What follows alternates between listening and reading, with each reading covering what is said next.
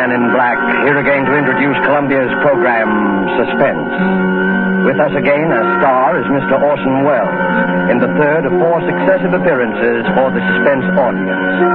And sharing honors with Mr. Welles this evening is a lovely and distinguished Hollywood leading lady, Miss Geraldine Fitzgerald. Our play tonight is from a short story by Agatha Christie. And so with Philomel Cottage, and with the performances of Geraldine Fitzgerald as Alex Martin, and of Orson Welles as her devoted husband, Gerald. We again hope to keep you in suspense.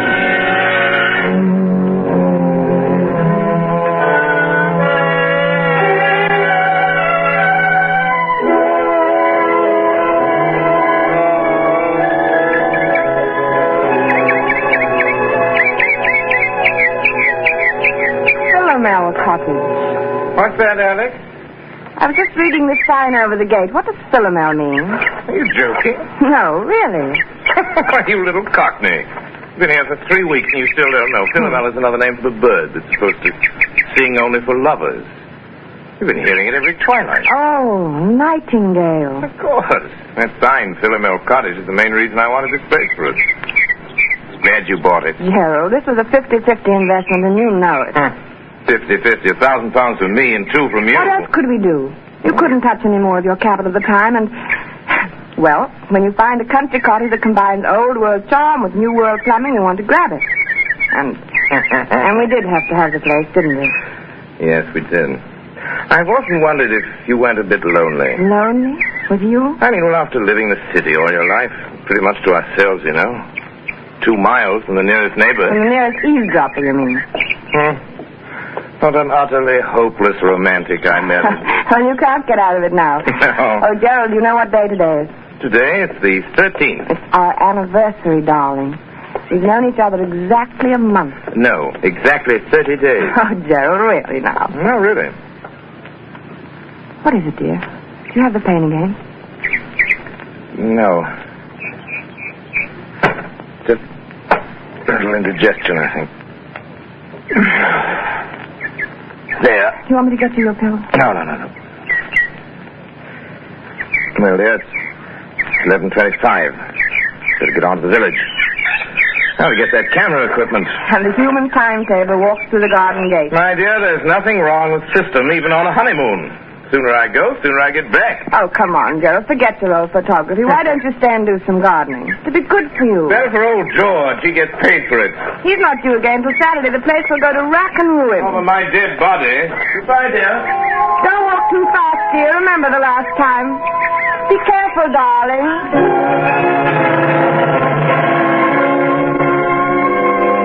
Be careful.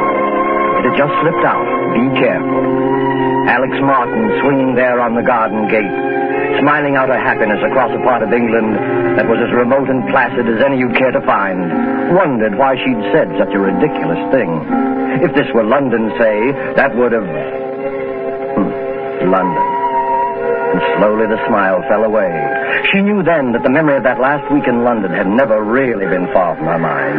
That and that last talk with Dick on the top deck of the bus crossing Trafalgar Square.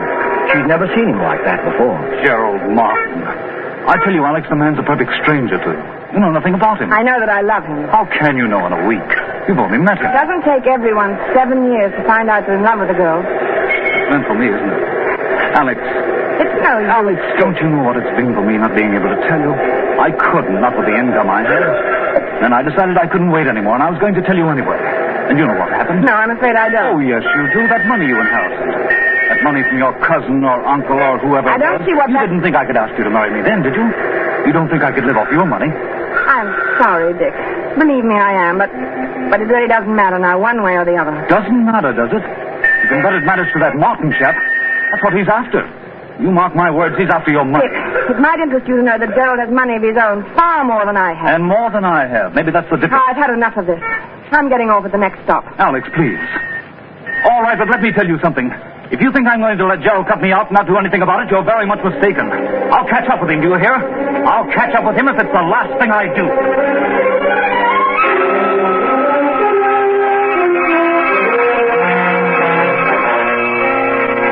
I'll catch up with him if it's the last thing I do. To Alex, that threat of just 1 month ago was merely a heat-of-the-moment outburst of hurt pride. And yet, as she leaned on the gate of Philomel Cottage, it kept echoing in her mind. What swept it away, what brought her back to the rustic, idyllic happiness of her life with Gerald Martin, was the ring of the telephone inside the cottage.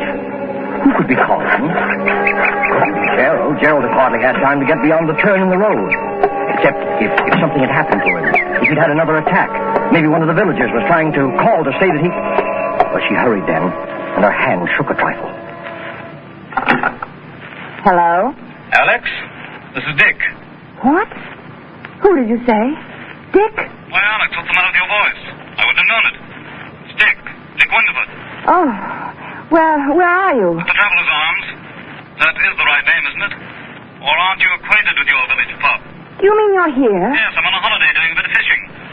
Any objection to my looking up you two good people this afternoon? Oh, no. No, you mustn't. Why, Alex. I beg your pardon. Of course, I won't bother you if you'd rather I did. I'm sorry, Dick. I only meant to be away this afternoon. Won't you come this evening? Thanks very much, but I'll probably be away by then. Depends upon whether a pal of mine turns up or not. Goodbye, Alex. Goodbye, Dick, and I hope that... Best of luck.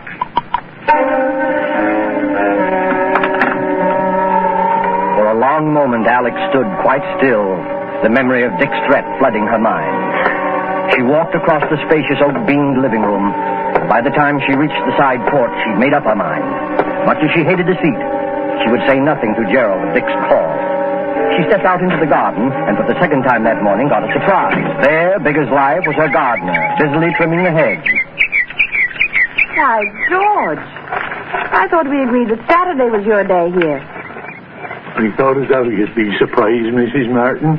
There'll be a fair over the Squires on Saturday, and I says to myself, Mr. and Mrs. Martin, they won't take it amiss if I comes for once on a Wednesday instead of a Saturday.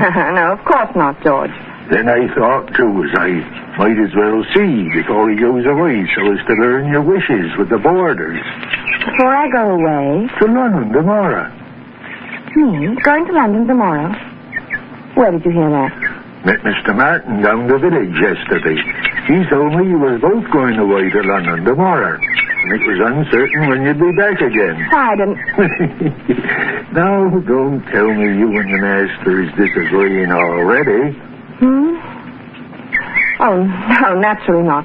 The trip just slipped my mind. Get on with your work, George. Yes, never could understand why anybody'd want to go up to London, though. Like Mr. Raines, what used to have this house. He went up there. I shall remind you. Yes. And after fixing up this place like he did, with taps all over everywhere, why, you're going to take a loss, I says to him when I sees the place up for sale. Ain't everyone as well you're fed for washing themselves in every room in this house in a manner of speaking. But George, he says to me, I'll get every penny of £2,000 for this house. And sure enough he did. He got 3,000. 2,000. Some he was asking was talked of at the time. Well, I figure it was thought to be. No, George. You see, I gave 2 and, well, it really was 3,000. You don't tell me that Mr. Ames had the face to stand up to say 3,000, brazen like, in a loud voice. He didn't say it to me. He said it to my husband. I guess I'll do some spading now. The price was 2,000.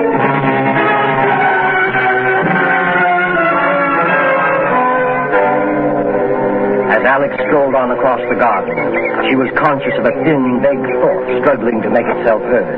Then, abruptly, it was gone. Her eye had fallen upon a small, dark green object lying in the fur beside one of the flower beds. Gerald's diary. Her husband's pocket diary. She picked it up and opened it, scanning the entries with some amusement, once again reminded of Gerald's enslavement to time and system. It was the entry on page 21 that brought the smile to her face. April 14th. Marry Alex at St. Peter's Church, 2:30. And it was the entry on page 30 that took that smile away. She stared, puzzled, at the date on the page. Wednesday, May 13th. Why, that's today. Only one thing was written there, in red pencil. 6 p.m. What did it mean? What was to happen at 6 p.m. As she stood there, that small, vague thought struggled to be heard once more. It was something Dick Winterfeld had said. Not the threat, not that wild, silly promise of vengeance, but something else. And then it came. Something stranger to you. You know nothing about him. Nothing about him. It was true. What did she know about him? After all, This is ridiculous. Gerald, my husband. I love him. I trust him. But Then she thought once again of that cryptic entry. 6 p.m. It was just 3 o'clock when Gerald, his arms laden with packages, walked up the garden path and came onto the side porch. Oh, Alex! The moment he opened the door into the living room, he noticed a rather odd kind of excitement about him. There you are. Miss me, darling? why wouldn't I? You've had time to buy out the whole village. Only the camera shop. Now, if I don't have the best equipped darkroom this side of London, it won't be my fault. If you're not careful, that darkroom of yours is going to overflow the whole cellar. Oh, incidentally, here's something you've been watering the flowers with. Catch. Yep. My diary. I dropped it in the garden, did I know all your secrets now. I? Not guilty. Oh, I'm not so sure. What about your assignation at 6 p.m. today? Why, oh, that. Well, you've caught me at last. It's an assignation with a very handsome young woman, quite remarkably like you, in fact. You're evading the issue. Not at all. Simply a reminder that I want you to help me develop some negatives this evening. At 6 o'clock? That's rather a peculiar time, isn't it? Peculiar? Yes, I'm usually preparing dinner at that hour. Well, no harm in delaying it a bit. We might have a sandwich or two and some coffee out on the porch. Before we work on the negatives, you mean? Yes, that'll be pleasant, won't it? You know something, Alex? I've never found anybody yet who could touch your coffee. Oh. Really? That covers Australia and Canada, Oh, too. you and your mysterious past. Why do you say that? No reason. Oh, Gerald, I do wish I did know more about you. Alex, you're serious. I know it's silly, but Darling. I've told you all about me, my boyhood in Sydney, my life in Canada. Yes? I see. You mean love affairs. You women are all alike. Well, but there must have been. There must have been other women. I mean, if only Do you think it wise, Alex, this Bluebeard's chamber business? Let's put your mind on such a subject anyway. Never mentioned it before. I don't know, Gerald. I've been rather upset all day. I imagine I can thank old George for that. The gardener, you mean? He had some ridiculous idea we were going away to London. He said you told him Where so. did you see him? He came to work today instead of Saturday. You fool! Why, Gerald. How did you get this collar off? Oh, Gerald, lie down. Look, lie down here. Here's some water. Here, darling. I'm all right. Sorry. Oh, I'm sorry, darling, getting you all upset. That's because the stupid old gardener. I made some weak joke to him about go off to London in the morning. He must have taken it seriously, else he didn't hear properly. You straightened him out, I suppose. Hardly. You know what a gossip he is. I didn't want the whole village to think my husband was leaving me in the dark about his plans. Are you all right now? You told him we were going then. Naturally. Yes, of course. Sorry you were placed in that kind of situation, darling. I don't suppose you ran into anybody else today. This far from the world, Gerald? It isn't very likely, is it? Gerald. No, not another word. No, not another word. You aren't yourself now. It's quite plain. I want you to have a little rest. You'll be right as rain by 6 o'clock. Must you do those photographs tonight? After all, you don't seem so well yourself. Dear, when one sets a time to do something, one should stick to it. The only way to get through one's work. All right, up with you. Upstairs to your bed now. Very well, dear. I'll be getting things arranged in the dark room.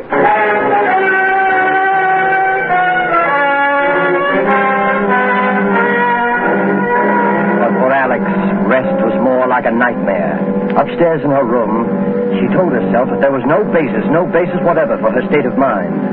Still, the turmoil, the doubt, the odd, unaccountable sense of dread persisted and grew until... Softly, she opened her door, stepped out up in the upstairs hallway. Quite clearly, she knew what she must do, knew she must find some testimony to her husband's past, something to reassure her, something to kill that agonizing dread mounting within her. And strangely, she remembered that single locked drawer in Gerald's bureau. She tiptoed to the door at the head of the stairs, opened it, and entered her husband's room. The key, yes, the key. If only she could find the key that locked the drawer. But there was none in sight. She moved to the wardrobe, went through his coat pockets, and then there, at her feet, there on the floor, she saw it. Swiftly, she stepped to the bureau, inserted the key, and it worked.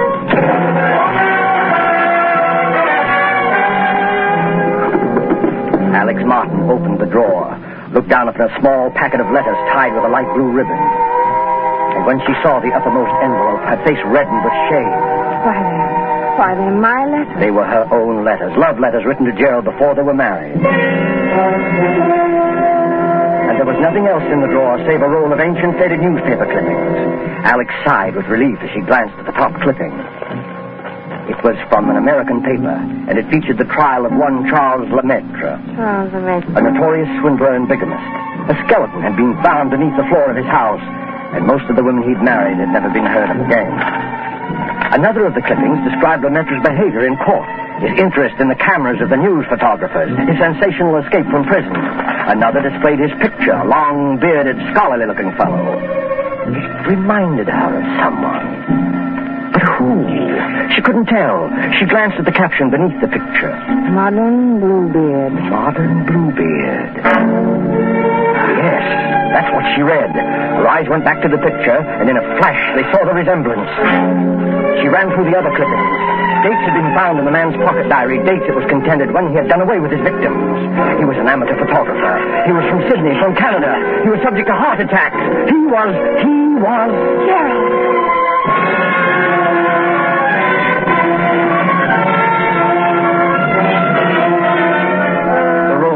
Around her. Dick had tried to warn her. Dick had been near her that morning. She turned him away. It was then that she noticed the sound. She turned toward the bright new pipe in the corner running up through the room. From below, near its base, something was striking that pipe, as though someone were... That was it. As though someone were digging. Lemaitre was preparing the dark room for the latest one of his victims. 6 o'clock. That was the date, 6 o'clock. Less than an hour from now. Suddenly, all the jigsaw pieces shot into place. The money paid for the house, her money only. The bond she'd entrusted for his keeping. And suddenly she heard no sound. The digging had stopped. She must have escaped from this house at once before he came up. The clip, right back in the door. Don't lock it, don't allow it, just get away. She rushed to the door, out to the hall, and stopped frozen.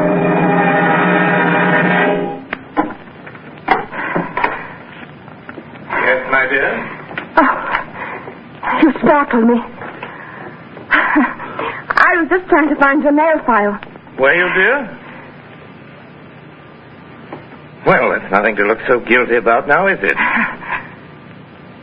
Well, come on down. Getting late, you know. Gerald, Just have time to make the coffee and sandwiches. Before we do the pictures, that is. I'll be right down, darling, as soon as but we really mustn't delay, must we?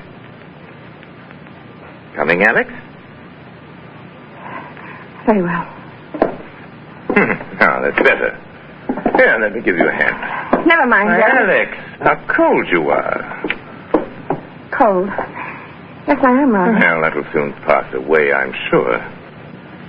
Hurry along, dear. Hurry along? Yes, into the kitchen. Alex, what is the matter? Nothing. I'll be all right. The kitchen. Yes, I'll fix her something in a second. You just sit here in the living room and... No, the porch. That'll be more comfortable, won't it? And I'll be right with you. Splendid, Alex. I'll just... No, of course not. What, Gerald? How rotten of me not to have suggested it. Since you're feeling a bit under par, you can probably do with some help. I'll come with you.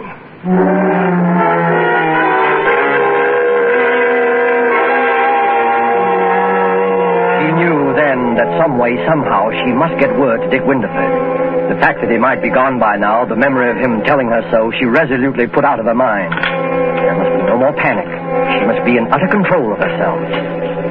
Alex, carrying the coffee out to the porch, glanced at the clock upon the mantel. 10 minutes till 6.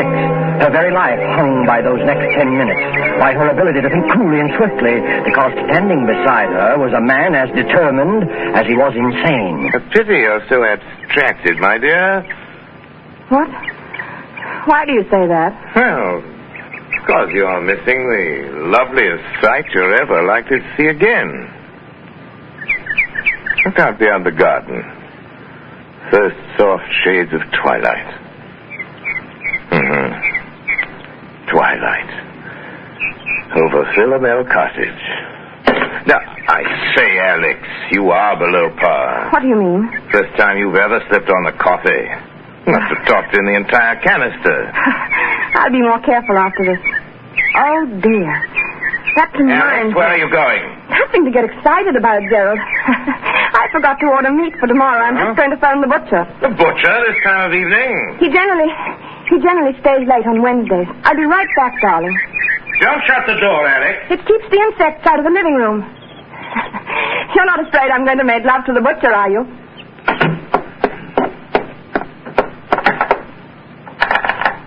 Operator, get me the Traveler's Arms, please. Hurry. Hello? Traveler's Arms? Mr. Winterford, please. What? You don't know if he's still there? Well, see, won't you? It's most important. Don't let me disturb you. Well, darling, you do. I hate anyone listening when I telephone. But I do, Gerald, truly. You're quite sure you're really calling the butcher?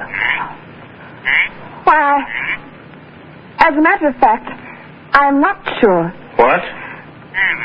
What I mean What are is, you talking about? I'm afraid I've got the wrong person. A perfect stranger. Don't understand. Someone I know nothing about. You know nothing about, then why don't you hang up? Here, what's the end of that wire? Hello? Hello? Dead. All right, my girl. Might as well get started. We're late now. Late? Precisely 3 minutes past 6. Why, Gerald, it won't be 6 o'clock for 8 minutes. Look at the clock there on the mantel. I don't go by that relic. I go by my own Gerald, wristwatch. listen. Stop pacing and listen to me. Well? I don't feel up to it tonight. I'm upset. I'm tired. Alex, I promise you, you won't be a bit tired after it's over. I'm not going to wait 1 minute longer. I won't do it. Come along, I'm Alex. coming with you. Come along. No. I'll carry you. No. You will, you hear?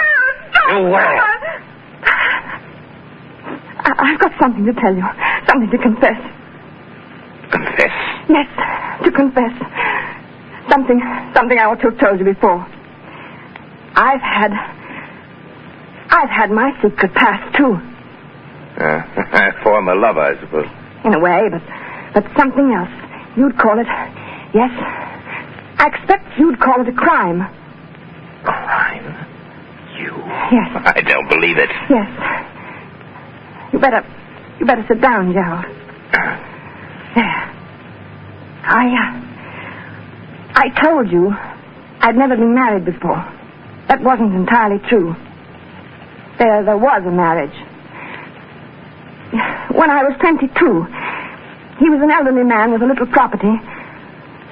I induced him to insure his life in my favor. At one time, I was a nurse with access to a number of poisons. There's one poison, a white powder. You know something about poisons, perhaps? No, I know very little about them. This one is very much like... It's absolutely untraceable. Any doctor would give a certificate of heart failure, and that... No, I can't tell you. No. Another time, Gerald. Another time now. I want to hear. How did you get him to take it? How did I get him to take it? Yes. Well, I always made his coffee for him. Coffee? Yes. One night I put a pinch of this poison in his cup. I remember that evening how very much like this it was, how peaceful. He gasped a little, tried to move from his chair, but he couldn't. Presently, he died. How much was the insurance money? About £2,000. I speculated. I lost it. It was over 2 years before I married again. He was a much younger man, quite well off. There was a will in my favor. He liked me to make his coffee, too, just as my first husband had done. I make very good coffee. Alex! It was the same, along about twilight. Alex! I remember it perfectly. How nervous and upset I'd been all day, wondering if it would turn out all right. Coffee. But it did. It was the same as the other. He just sat there in his chair and he died. Our village doctor pronounced it heart failure. Alex. My husband did have a weak heart, you see, and that helped a great deal. Alex, listen! That netted me over £4,000. I didn't speculate. Coffee! That's why it tasted that way. You devil, you poisoned me! You poisoned me! Yes. Yes, I poisoned you. And already the poison is working. You see? kill you. can't move from your chair. Lying. You're lying. I'll kill you. You can't move. You're helpless. Kill you.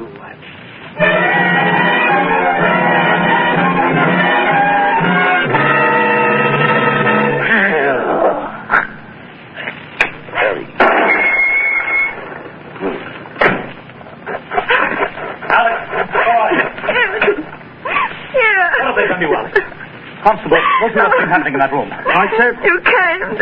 You did hear me. Oh, you silly girl. You took the trouble to call me up and talk about someone you knew nothing about. I certainly knew enough to come. Excuse me, sir. What did you find, Constable? A man sitting in his chair. Heart trouble, it looks like, sir. And Yes? well, sir, he's dead. Your husband, ma'am? You might say a perfect stranger. He was just sitting in his chair and presently he died.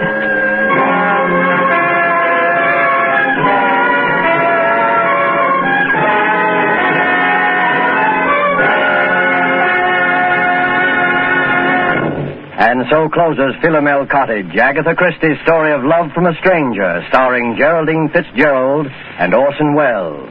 Tonight's tale of suspense. This is your narrator, the Man in Black, who conveys to you Columbia's invitation to spend this half hour in suspense with us on October 19th, 1 week from Tuesday, when Orson Welles will again be our star.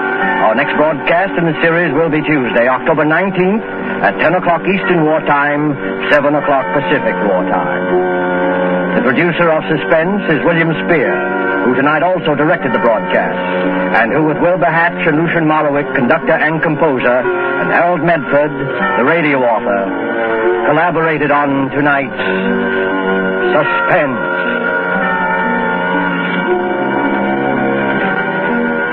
This is CBS, the Columbia Broadcasting System.